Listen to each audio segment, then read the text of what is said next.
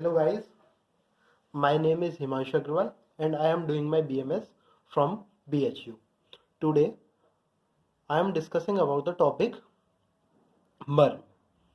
In this topic we will discuss मर्म की व्याख्या, मर्म के सामान्य लक्षण, देन मर्मों की संख्या, मर्मों का वर्गीकरण, मर्मों का शल्यतंत्रीय महत्व. उसके बाद हम देखेंगे मर्मों के साथ महाभूतों के संबंध. मर्म शब्द की उत्पत्ति म्र धातु में मनिन प्रत्यय लगने से हुई है. इस प्रकार इसकी उत्पत्ति में हम कह सकते हैं म्रमनीन जीव स्थाने संधि स्थाने तात्पर्य च, अर्थात मर्म जीवन का स्थान एवं मिलन स्थान है. जीव शब्द से तात्पर्य है आत्मा का वास होना, अर्थात जहाँ पर आत्मा का वास होता है उसको जीव कहते हैं. जिसके निकल जाने से पीड़ा या कष्ट होता है वह जीव है. संधि, संधि को हम समझाते हुए कह सकते हैं संयोग स्थानम संधि, अर्थात जहाँ पर मिलन हो उसको संधि बोलते हैं. मर्म की निरुक्ति मार्यन्ति इत मर्माणि आचार्य दल्लड़ ने बताई है. इसका अर्थात मर्म वह है जिस पर आघात होने से मृत्यु हो जाती है.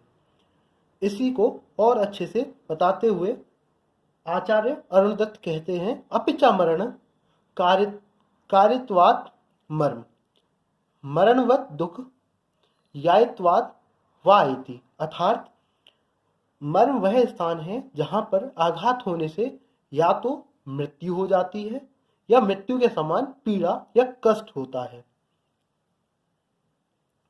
मर्म को परिभाषित करते हुए सुश्रुत शारीर अध्याय 6 में आचार्य सुश्रुत कहते हैं मर्माणि नाम मांस शिरा स्नायु अस्थि संधि सन्निपाता तेषु स्वभावत एवं विशेषण प्राण तिष्ठन्ति. यह सुश्रुत शारीर स्थान 6वें अध्याय का 16वां वर्ष है. इससे हमें पता चलता है मर्म वह स्थान है जहां पर मांस शिरा स्नायु अस्थि संधि इनका संगम होता है और यहाँ पर स्वाभाविक और प्राकृतिक रूप से विशेषतः प्राणों का निवास होता है. अर्थात मांस शिरा स्नायु अस्थि संधि इन पांचों के संगम स्थान को जहां पर विशेष और स्वाभाविक रूप से प्राण रहते हैं उस स्थान को हम मर्म कहते हैं. प्राणों को अच्छे से बतलाते हुए सुश्रुत अपने चौथे अध्याय शारीर स्थान चौथे अध्याय में कहते हैं शरीर में कुल 12 प्राण हैं, जिसमें सुश्रुत ने अग्नि सोम वायु सत्व रजतम 5 इंद्रियां एवं भूतात्मा को सम्मिलित किया गया है. ये प्राण मर्म विशेषतः मर्म स्थानों में रहते हैं. मर्म को अष्टांग हृदय कारक मांस अस्थि शिरा धमनी संधि स्नायु इन 6 का संगम स्थान बताते हैं. अर्थात सुश्रुत के मांस शिरा स्नायु अस्थि संधि में धमनी को और सम्मिलित करके अष्टांग हृदय कारक इन 6 के संगम स्थान को मर्म की स्थान बताते हैं और अष्टांग हृदय कारक मर्म को जीवन का स्थान भी कहते हैं. मर्म के सामान्य लक्षण अष्टांग हृदय शारीर स्थान अध्याय 4 में बताया है विषमम स्पंदनम यत्र पीड़ते रुक च मर्म तथा, अर्थात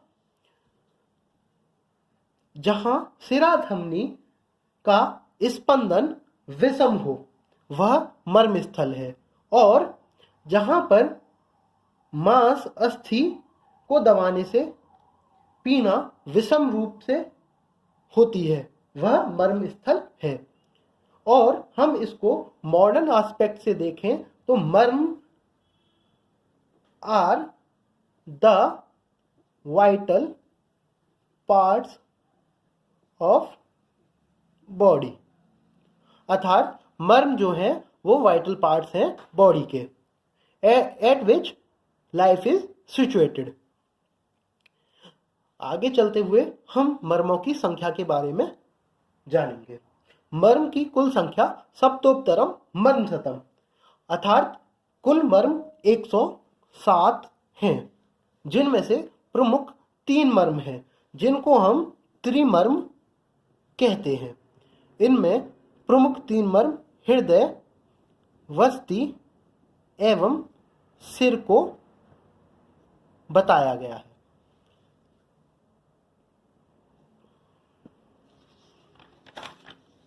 मर्मों के भेद या वर्गीकरण।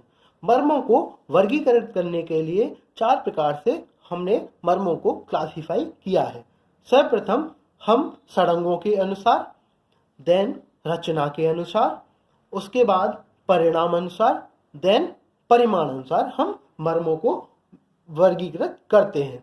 षडंगों के अनुसार, षडंग क्या है? षडंग को तच्च षडंगो शाखा च शस्त्रो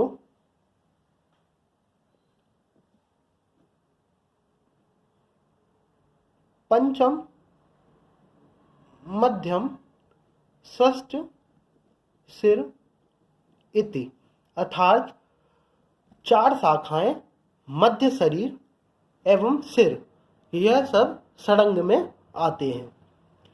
मर्म को षडंग में विभाजित करने के लिए आचार्य सुश्रुत लिखते हैं, एकादश प्रतिशाखम त्रिणिकोष्ठे नवोरसी पृष्ठे चतुर्दश प्रोक्ता सप्तशती ग्रीवोपरि, अर्थात आचार्य सुश्रुत ने बताया है प्रत्येक शाखा में 11-11 मर्म होते हैं, अर्थात 2 हस्त 2 पाद, प्रत्येक में 11 मर्म, तो टोटल शाखाओं में 44 मर्म होते हैं, जिसमें क्षिप्र मर्म, तल हृदय मर्म, कुर्च मर्म, कुर्च सिर मर्म, गुल्फ, इंद्रवस्ती, जानु, अणि, उर्वी, लोहिताक्ष एवं विटप मर्म, यह मुख्य मर्म पांव के हैं। मतलब पाद के 11 मर्म क्षिप्र मर्म, तल हृदय मर्म, कुर्च, कुर्च सिर, गुल्फ, इंद्रियवस्ती, जानु, अणि, उर्वी, लोहिताक्ष एवं विटप हैं, जिसमें गुल्फ, जानु, विटप को गुल्फ के स्थान पर मणिबद्ध, जानु के स्थान पर कर्पूर मर्म तथा विटप के स्थान पर रक्षधर मर्म, हास्त के मर्म होते हैं। मध्य सिर में त्रिणिकोष्ठे नवोरसी, अर्थात 3 मर्म कोष्ठ के, उदर के, नवोरसी 9 मर्म उर प्रदेश के तथा पृष्ठे चतुर्दश प्रोक्ता 14 मर्म पीठ के बताए हैं, जिसमें उर प्रदेश के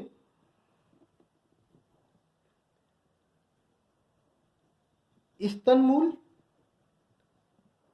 हृदय, स्तन रोहित, अपलाप, अपस्तंभ मर्म है। उदर के या कोष्ठ के 3 मर्म गुदा, वस्ती एवं नाभि हैं। पीठ के 14 मर्म 2 कटिक तरुण, 2 कुकुंदर, दो नितंब, दो पार्श्वंधी, दो बृहति, दो अंशफलक एवं दो अंशमर्म हैं। सिर और ग्रीवा में कुल 37 मर्म होते हैं, जिसमें 4 धमनियां, 2 नीला, 2 अन्य, 2 मन्या, 8 मातृकाएं, कृकाटिका, विधुर, फण, अपांग, आवर्त, उत्प्रेक्ष, शंख तथा 5 सीमंत, 4 संगाटक, 1 स्थफनी, 1 अधिपति मर्म सम्मिलित है।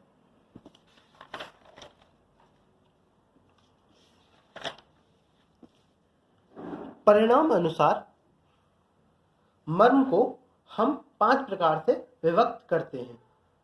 परिणाम अनुसार हम साध्य और असाध्यता के अनुसार भी बोल सकते हैं। साध्य असाध्यता के अनुसार 5 मर्म सद्य प्राणहर मर्म, जिसमें मृत्यु 1 सप्ताह या तुरंत हो जाती है। कालांतर प्राणहर मर्म, जिसमें मृत्यु 2 या 4 सप्ताह में हो जाती है। विशल्य घन प्राण मर्म हर मर्म में मृत्यु शल्य निकालते ही हो जाती है। वैकल्यकर मर्म में पीड़ा पीड़ा विकृति उत्पन्न होती है। रुजाकर मर्म, जैसे कि नाम से ही पता चल रहा है, नाना प्रकार की पीड़ाएं रुजाकर मर्म के आघात होने पर प्रकट होती हैं। सद्य प्राणहर मर्म की कुल संख्या 19 है, जिसमें श्रृंगाटिका, अधिपति, शंख, कंठशिरा, गुदा, हृदय, वस्ती, नाभि इनको सम्मिलित किया गया है। कालांतर प्राणहर मर्म में की संख्या कुल 33 है, जिसमें वक्षमर्म, सीमांत मर्म, तल हृदय मर्म, क्षिप्र मर्म, इंद्र वस्ती मर्म, कटिक तरुण मर्म, संधि मर्म, पार्श्वमर्म, बृहति मर्म, नितंब मर्म को सम्मिलित किया गया है। इन पर आघात होने से 2 या 4 सप्ताह में मृत्यु हो जाती है। तत्पश्चात परिणाम अनुसार विशल्य घन मर्म को लिया गया है, जिसमें कुल 3 मर्म होते हैं। उत्प्रेक्ष मर्म एवं स्थफनी, 2 उत्प्रेक्ष 1 स्थफनी मर्म होता है। इन मर्मों में शल्य निकालते ही मृत्यु हो जाती है। वैकल्यकर मर्म, वैकल्यकर मर्म की कुल संख्या 44 है, जिसमें लोहिताक्ष मर्म, जानु मर्म, कुर्च मर्म, विटप मर्म, कुपर मर्म, कुकुंदर मर्म, कक्षधर मर्म, विधुर मर्म, करकाटिका मर्म, अंश एवं अंशफलक मर्म, अपांग मर्म, नीलम और मन्या, फण, वैक को लिया गया है। इन पर आघात होने पर विकृति उत्पन्न होती है। तत्पश्चात परिणाम अनुसार रुजाकर मर्म को भी लिया गया है, जिसमें आघात होने पर अत्यंत पीड़ा, नाना प्रकार की पीड़ाएं उत्पन्न होती हैं। रुजाकर मर्म की कुल संख्या 8 है, जिसमें 2 गुल्फ, 2 मणिमध्य, 2 कुर्ज सिरा को लिया गया है।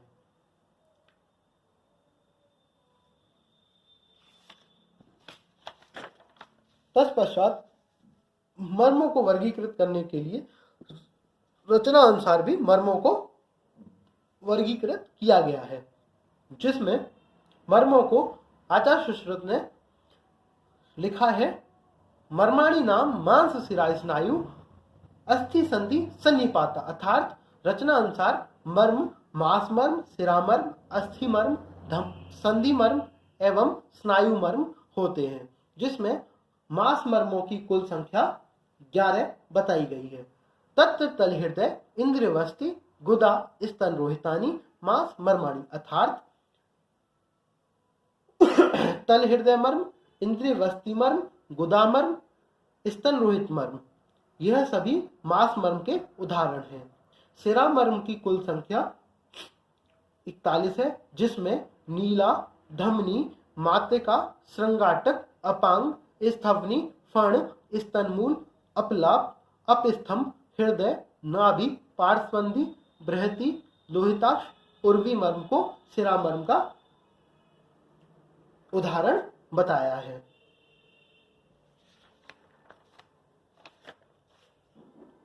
तृतीय प्रकार स्नायु मर्म है।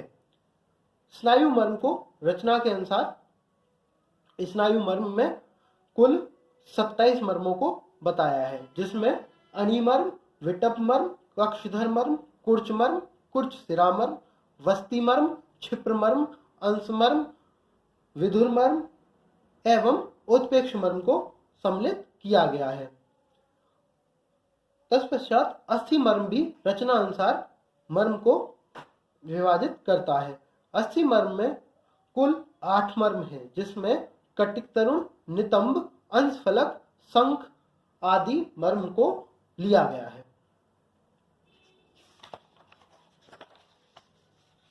संधि मर्म भी रचना के अनुसार विभाजित हुआ है, जिसमें कुल 20 मर्म सम्मिलित हैं। जानु मर्म, कूपर मर्म, सीमंत मर्म, अधिपति मर्म, गुल्फ मर्म, मणिबद्ध मर्म, कुकुंदर मर्म, आवर्त मर्म, कर्काटिका मर्म, यह सभी संधि मर्म के उदाहरण हैं। मर्मों को विभाजित करते हुए हम प्रमाण अनुसार या फिर परिणाम अनुसार भी मर्मों को विभाजित कर सकते हैं। परिमाण तो 2 प्रकार से हम विभाजित करते हैं, सर्वप्रथम अंजलि प्रमाण और अंगुल प्रमाण। मर्मों को विभाजित करने के लिए हमने अंगुली प्रमाण का उपयोग किया है। मर्मों को विभाजित करने के लिए अंगुली प्रमाण में एक अंगुल प्रमाण के कुल 14 मर्म, जिसमें उर्वी, कुर्च सिर, विटप, कक्षधर, स्तनमूल, यह सभी एक एक अंगुल के मर्म हैं। 2 अंगुल के मर्म में कुल 4 मर्म लिए हैं, जिसमें 2 मणिबद्ध, 2 गुल्फ मर्म हैं। इनका परिमाण 2-2 अंगुल है। 3 अंगुल प्रमाण वाले 4 मर्म हैं, जिसमें 2 जानु मर्म, 2 कूपर मर्म लिए हैं। 4 अंगुल प्रमाण के कुल 29 मर्म हैं, जिसमें हृदय, वस्ती, कुर्च, गुदा, नाभि तथा सिर के श्रृंगाटक सीमंत मर्म, गले में नीला, मन्या एवं मातृकाएं लिए हैं, जिनका परिणाम 4 अंगुल या फिर एक हाथ बंद हाथ की मुट्ठी के बराबर माना है। आधे आधे अंगुल के बचे हुए शेष सारे मर्म, कुल 56 मर्म आधे आधे अंगुल प्रमाण के होते हैं। मर्मों का शल्य तंत्र जानने के लिए हमें जरूरी है यह जानना आयुर्वेद में चिकित्सा के कुल 8 अंग हैं,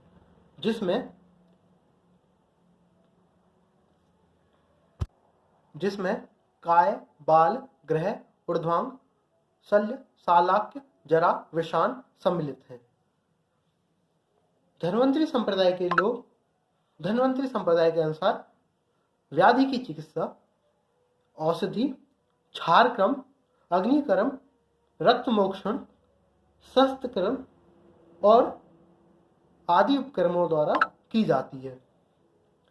अतः शल्य चिकित्सा करने वाले चिकित्सक को शरीर में स्थित सभी मर्मों का सूक्ष्म एवं स्पष्ट ज्ञान होना आवश्यक है, ताकि जब भी वह क्षारक्रम, शस्त्रकर्म या रक्त मोक्षण क्रिया कर रहा हो तो वह मर्म को बचाकर इनका प्रयोग कर सके, जिससे शरीर में अन्य विकृति उत्पन्न ना हो और व्याधि या कष्ट साध्य ना हो जाए।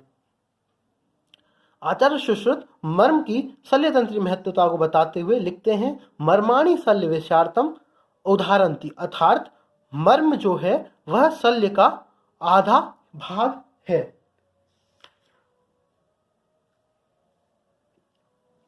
शल्यकर्म करते समय विशेष रूप से मर्मों को बचाना चाहिए, ताकि शरीर में कोई भी व्याधि या कष्ट ना हो या फिर वह रोग कष्ट साध्य ना हो जाए। अगर क्षिप्र, तल हृदय मर्म अगर आघात होते हैं तो शाखा नष्ट कर देनी चाहिए, क्योंकि शाखा नष्ट होने से मृत्यु नहीं होती है। क्षिप्र व तल हृदय मर्म का स्थान फर्स्ट मेटाटार्सल और फर्स्ट मेटाकार्पल आर्टरीज होता है। अर्थात इन पर आघात होने पर गैंग्रीन उत्पन्न हो जाता है। गैंग्रीन अर्थात लेक ऑफ ब्लड सप्लाई, जिसके कारण निष्प्राणता हो जाती है और मृत्यु होने की चांसेस बढ़ जाते हैं। लेकिन अगर हम मणिबद्ध और गुल्फ प्रदेशों से हाथ पैरों को काट दें तो मृत्यु नहीं होती, क्योंकि संधि स्थानों पर काटने से स्थानीय स्राव का तुरंत संकोचन हो जाता है। मर्मों में महाभूतों का संबंध। सद्यप्राणहर मर्म में अग्नि महाभूत की प्रधानता होती है तथा अग्नि गुण का कमी होने पर शरीर नष्ट हो जाता है। कालांतर प्राणहर मर्म में सौम्य अर्थात जल और अग्नि महाभूत होता है। अग्नि गुण कम होने से और सौम्य गुण धीरे धीरे कम होने से मर्म थोड़े समय बाद शरीर को नष्ट कर देते हैं। विशल्यघन प्राण मर्म में वायु महाभूत होता है। इन मर्मों में मुख्य शल्य के होने पर वायु रुक जाती है, तब प्राणी जीवित रहता है। लेकिन अगर हम मर्म के आघात स्थान से शल्य को निकाल देते हैं, जैसे कि इसमें लिखा है विशल्यघन, अर्थात शल्य निकलने से वायु निकल जाती है, जिसके कारण व्यक्ति की मृत्यु हो जाती है।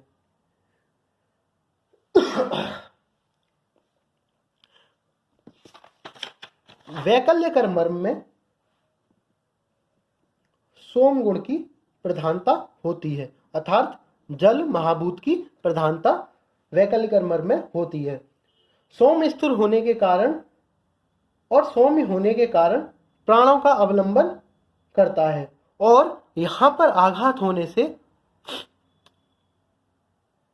विकृति उत्पन्न होती हैं। रुजाकर मर्म में प्रधानता अग्नि एवं वायु महाभूत की होती है। अग्नि और वायु महाभूत होने के कारण यहां पर नाना प्रकार की पीड़ाएं उत्पन्न होती हैं, अर्थात रुजाकर मर्म की विकृति पर नाना प्रकार की पीड़ाएं एवं वेदनाएं होती हैं।